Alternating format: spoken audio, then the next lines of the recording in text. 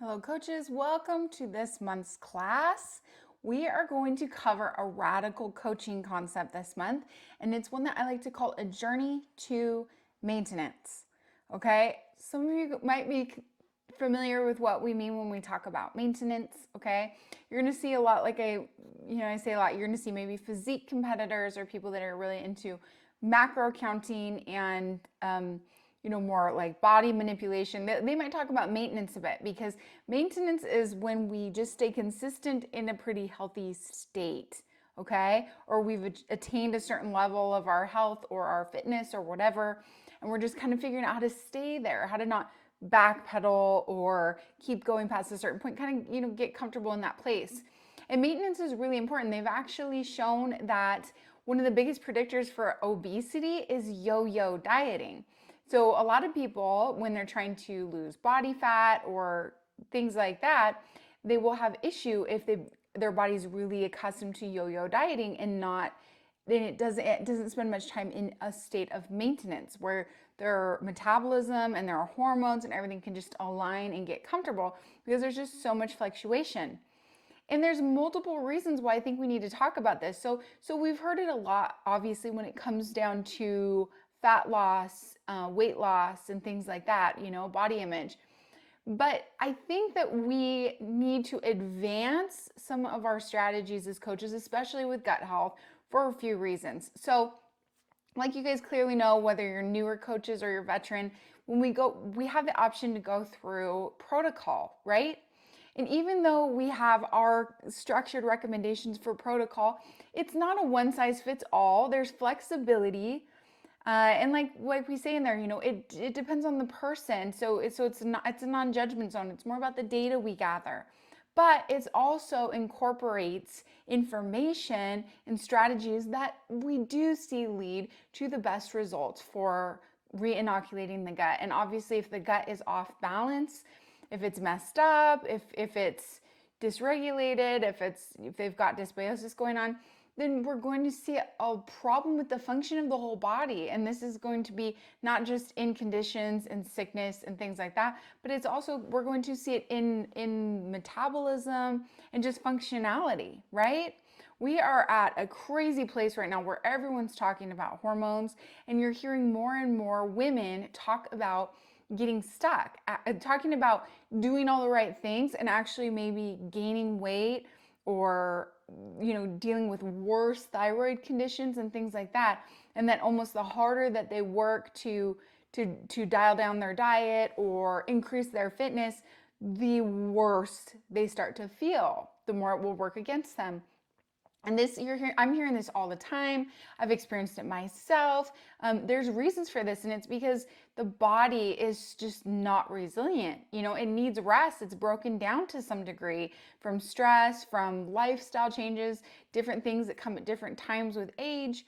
And so when we go through the gut restoration protocol, we do it in a way we're keeping tabs with our clients and ourselves if we're doing it ourselves, and really making sure that this is suiting them and getting data in the process as to how their body and their mind and their emotions respond to different components and different parts of the process. So one thing we know though, and I think when we just covered it in a class last month or the month before, but we really talked about FODMAPs and the issue with and how the necessary part of reintroducing FODMAPs. So when we talked about FODMAPs, obviously there's a huge stigma around things like that because they are really rough, usually for people that are in a flare with Crohn's and colitis or dealing with things like IBS and even sometimes SIBO. Different FODMAP foods can produce just a lot within the gut, right? And so we can see a lot of reactivity. So when people are struggling with IBS symptoms like diarrhea and bloating, etc., then often, and what has been programmed through a lot of practitioners, is just avoid FODMAPs or get out of that. And that's why we have that part of the protocol where you can adjust protocol or the life plate and the food list to people with varying conditions, including if they are low FODMAP. But that is only a temporary thing. It is only a temporary thing. So if the gut is really inflamed and the body is really out of whack, then maybe we want to pull FODMAPs for a while. But like we covered in that class, we don't want to keep it that way forever, because FODMAPs are actually a really healthy. Most FODMAPs are really healthy for the gut microbiome. They're really essential. A lot of high FODMAP foods are what feed our gram-positive commensal species. And so we don't just want to live without them all the time or condition our body not to have them. What we need to do is we pull out the stuff that's really irritating it, and then we got to restructure, rehabilitate the gut microbiome and in the body, and then we can start building back in these things. Okay, so that's very much why we're covering this class today, is because what do we do after protocol? What are people working toward? And I think that there's a common frustration with a lot of individuals, even coaches, even us with ourselves, and that is in always having kind of a moving target. We kind of work for what I think a lot of people work toward what they don't want anymore.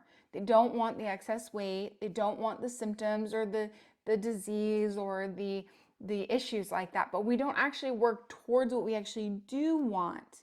We don't have a final destination very easily. And if we don't have, it's just like in your businesses, right?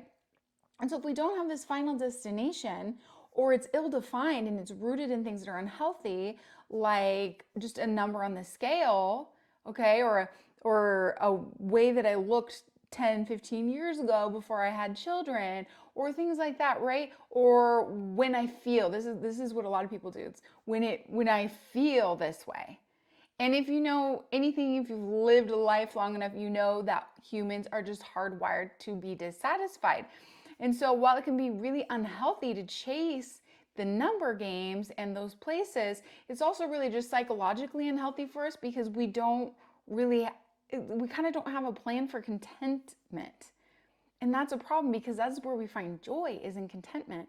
So this is something that we're going to introduce to you guys, and eventually I think we're actually going to make another course that our coaches can retail on getting people into a maintenance process. And instead of it being a 1 week, 2 week, 3 week, 4 week process, it's actually going to be a 1-step, 2-step, 3-step, 4-step process like that, so that you can guide your client at their pace through some of these steps of coming into I hate the word realistic, but really attainable goal setting that are healthy, right? That aren't rooted, because what we do is we compare ourselves to other people. Your client's going to be doing that. They're going to be looking at their body and saying, okay, we always tend to notice our deficits. So no matter how much weight you've lost or how much your symptoms have improved, we're always still staring at the thing that we don't have, or we believe that we don't have. And this can just be really tough. And why it's so important, I think, for us coaches to kind of introduce a new concept and at least have it in our toolbox for people, is because I believe that people are going to be more apt to work with you if you make this a comfortable place for them, and they feel like there's an attainable destination, that they're working towards something that doesn't require so much sacrifice just to stay in or to necessarily get to. Okay, and I'm not talking about just settling or anything. We're talking about a state of real health and allowing the body to get into its own place, instead of us manipulating things to decide what that place should look like. Because half the time we're just ill-equipped to even do that. We're too emotionally driven. We're out for comparison. Like I said, we live in measure and deficits, not our gains, not our positives.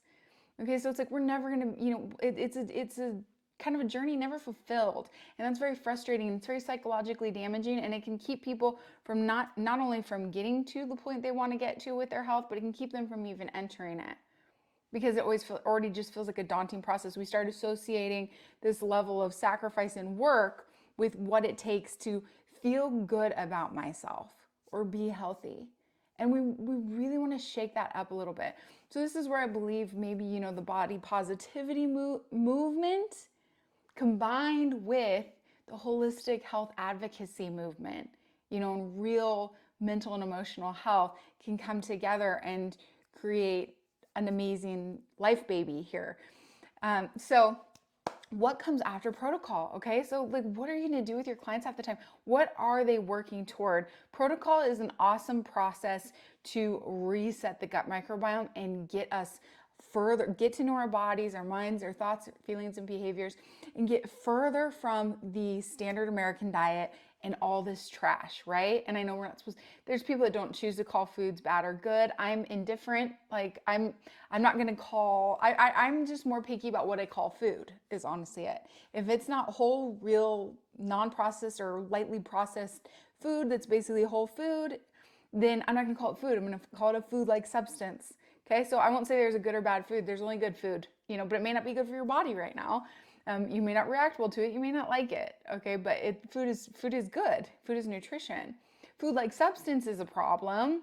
And so when we're substituting our need for nutrition and nutrients with food-like substance, then we're gonna have a problem. We're gonna have a lot of issues arise. Okay, so it's not really about labeling everything, but it's really about identifying. So that's what we're really, most of the time we're trying to recalibrate people and pull them back from that. And then we're trying to reestablish a healthy, or establish maybe for the first time, a healthy gut microbiome, because that's gonna set people up for so much success with their metabolism, with their mental health, with their cravings, with their impulsivity, with their brain function, with their skin health, with their self-esteem, with their energy, with their sleep, just so on and so forth, right? But what comes next? Okay, we know that if a person's going to choose to go on protocol the way that we do protocol, and they want to give it their all, or they even just gain all the information that we put in protocol, that it may start to feel really overwhelming to them. They may associate it with, whoa, if this is what it takes to be healthy, like I only got so much gas in my tank. They say that with, patience. It runs out in a day. Anybody who's a parent, right? Like our cup fills to a certain amount, and then when it's gone, it's gone. Like you don't just keep creating more of it. And so I think that we need to take that into account when we're looking at long-term coaching strategies and really helping people. And I think it's absolutely pertinent to ourselves as well. Okay, so the problem with a lot of these ideas or getting into coaching, or a lot of even the programs and strategies out there, are that there's really no end in sight for people. At least it doesn't feel like it.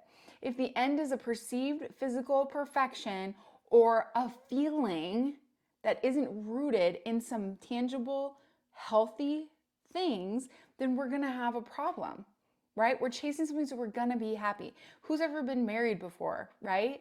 In the beginning, it's all ooh la la, and then you realize there's a lot of work involved, right? When things get real, things get hard, and you've got to grow through the hard.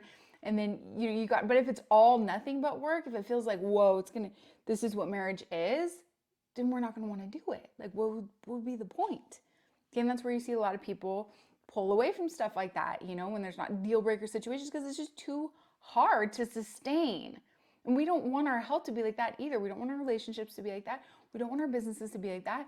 That's why we break down our business. That's why we say, even in the training, guys, like, make 2 hours a week